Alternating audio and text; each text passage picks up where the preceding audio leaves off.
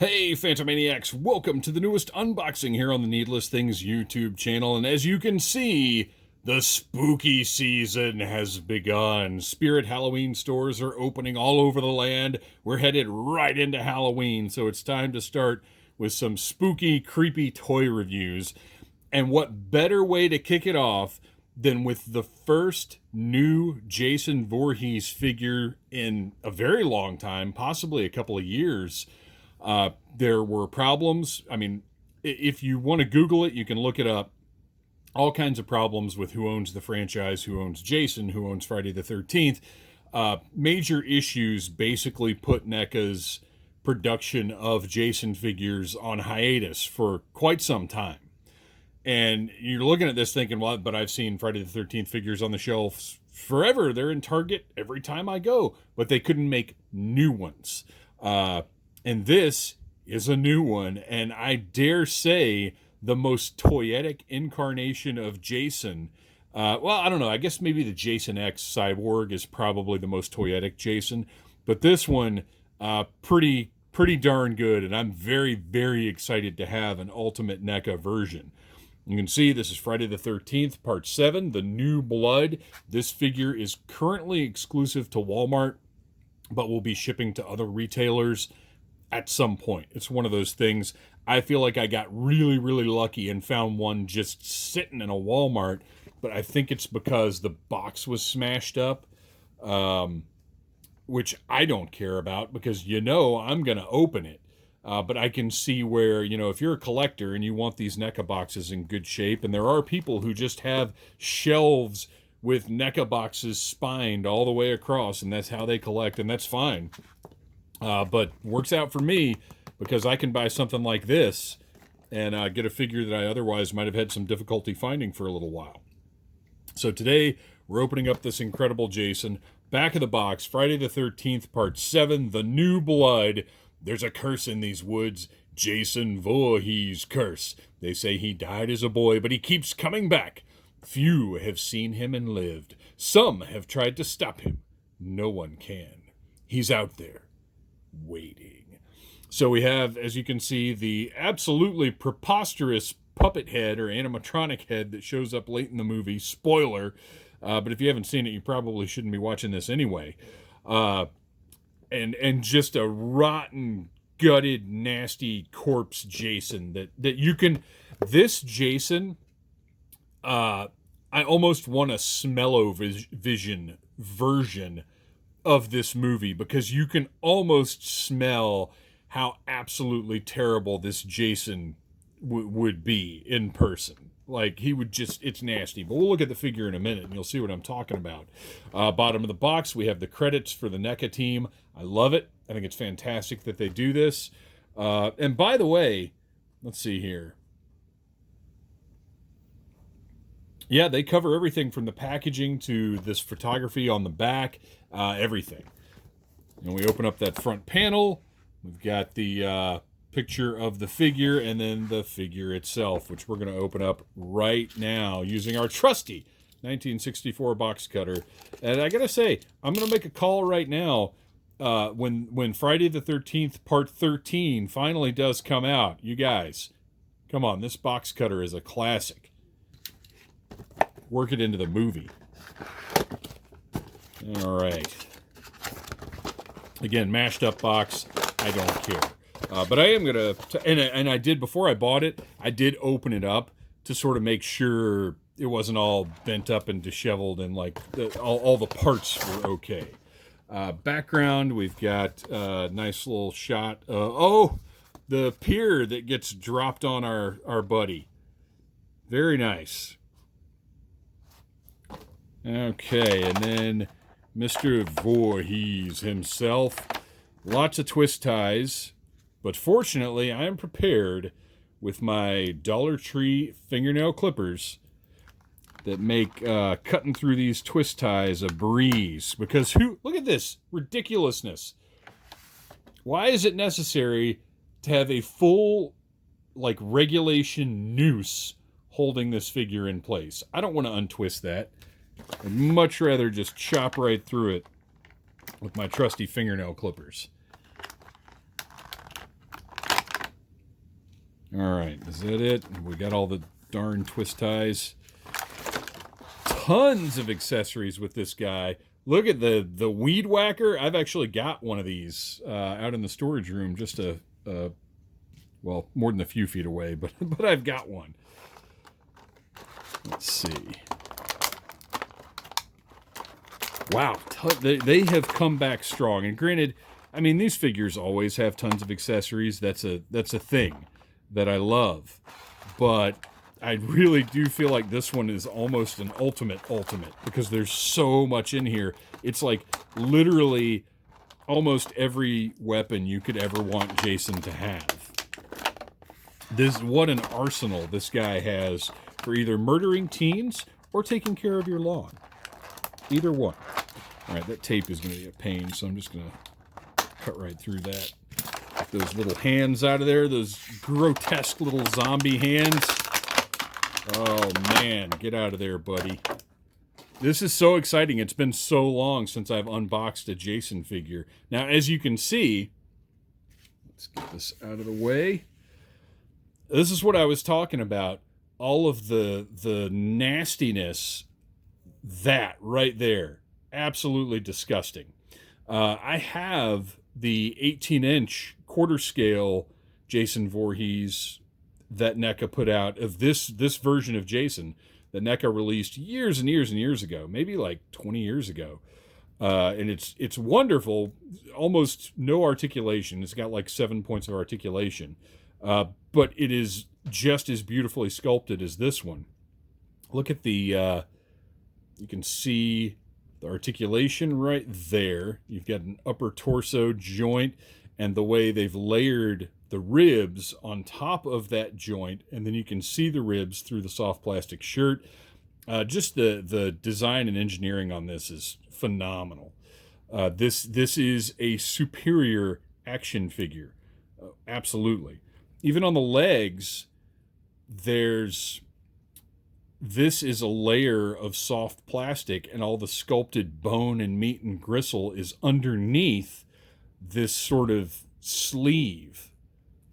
If you can see it moving right there. Amazing. Looks great.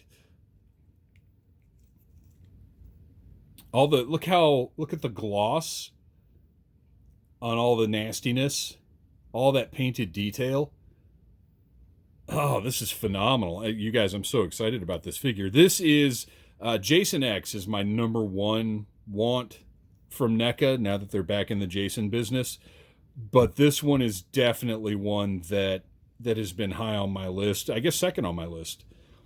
You can see he's got the chain, his actual metal chain around his neck, and if you can see, it's painted to look all rusty and gross.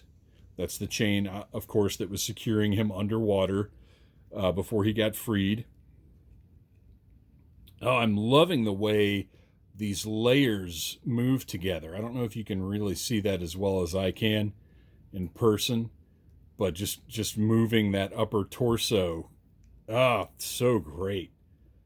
Unbelievable. Just all of these cuts and how, again, the gloss of the paint to make all of this just look like sickly, nasty, wet grossness.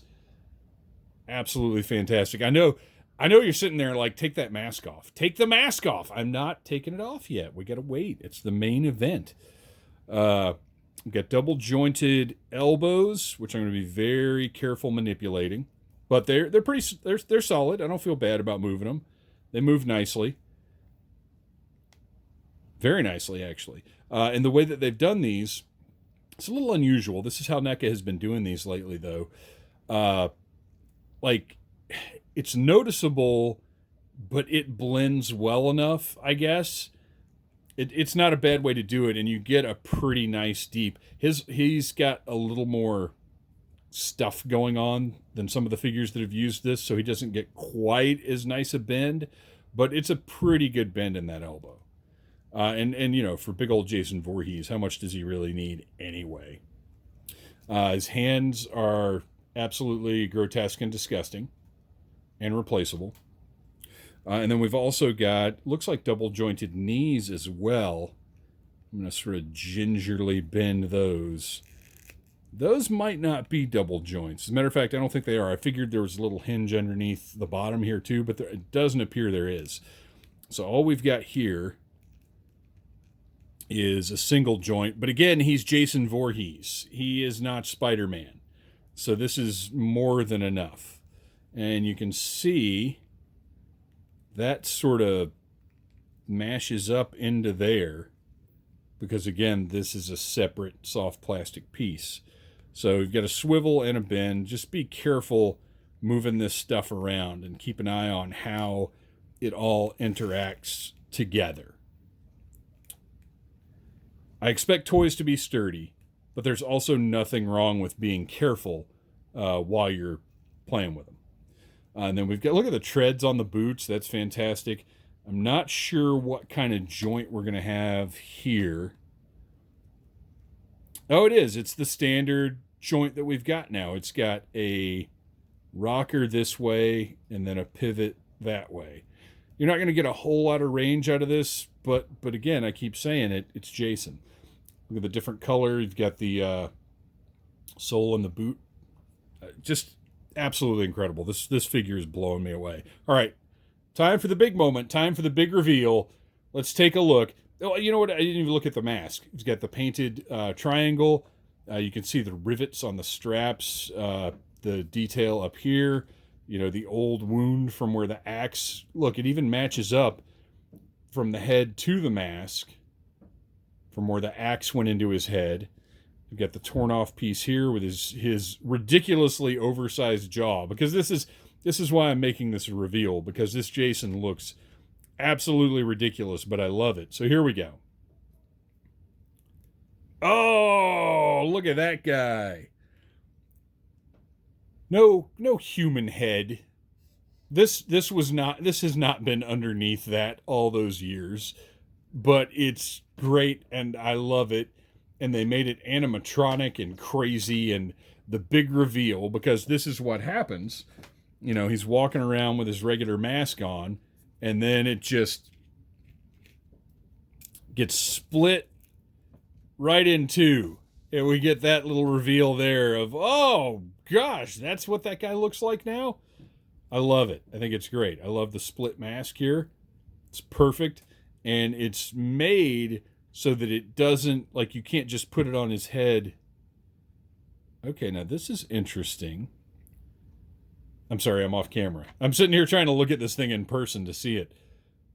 Okay, so we have got the split mask has a peg at the back, presumably to hold it in place while it's split open on his head.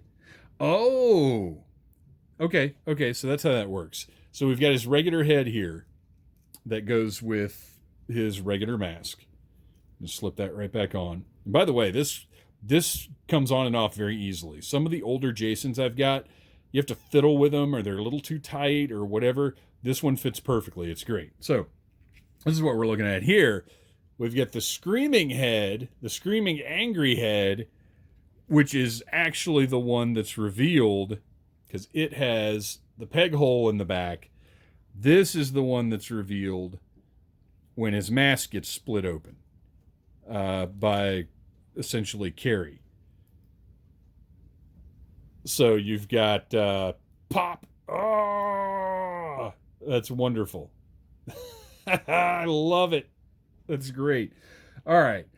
So what else have we got here? We've got, as I said, the super buzzsaw weed whacker thing that seems like overkill. That spins great.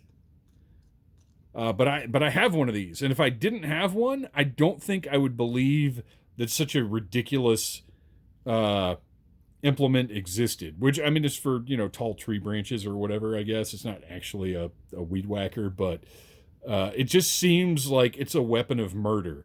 It does not look like a gardening thing. It looks like something that somebody put together to kill zombies.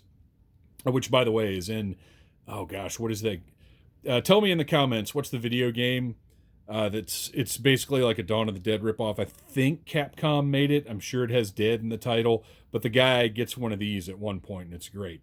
But beautiful deco on this thing. It's got some painted wear. The blade is a nice metallic color. And then you've got the all the detail up here. Really beautifully done. And then he's got this wicked looking thing. Again, the painted detail is absolutely beautiful. Hate to get hit with that. And a sickle, which is correctly designed with the handle and the blade being separate pieces. And it's bolted through here with this offset right here. Wonderfully done. You got a little burr right here. I love that. But I would imagine this is silver plastic, so I can probably slice that burr off, and that'll be just fine.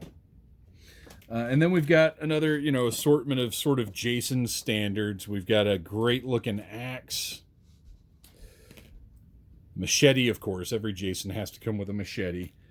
An almost hilariously oversized kitchen knife with tons of detail. And then finally, whatever the heck this is. I don't even remember. It was tent stake? Is this a tent stake maybe? That seems right.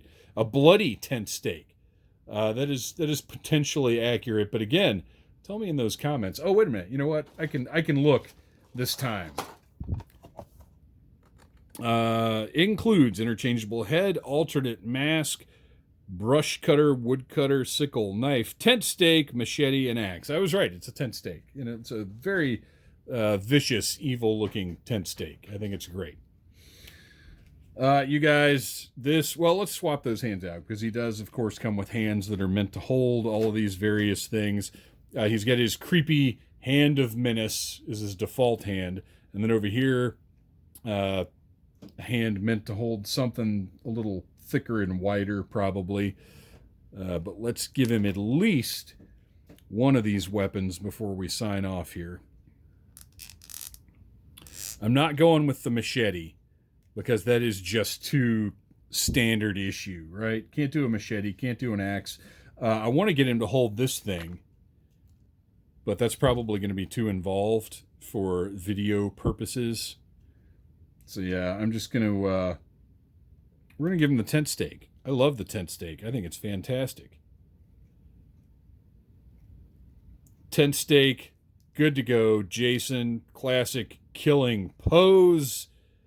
And it's going to be a tough decision for me, because I love that reveal in the movie so much when the mask splits open. But also, it's so dumb to think I might need two of these, but I might need two of these. You guys, thank you for watching. Thank you for enjoying spooky, grotesque, horrifying things. Please like, subscribe, share, tell your friends about Needless Things, and come back all through Halloween for more spooky toy reviews. Smash that like button if you like Needless Things.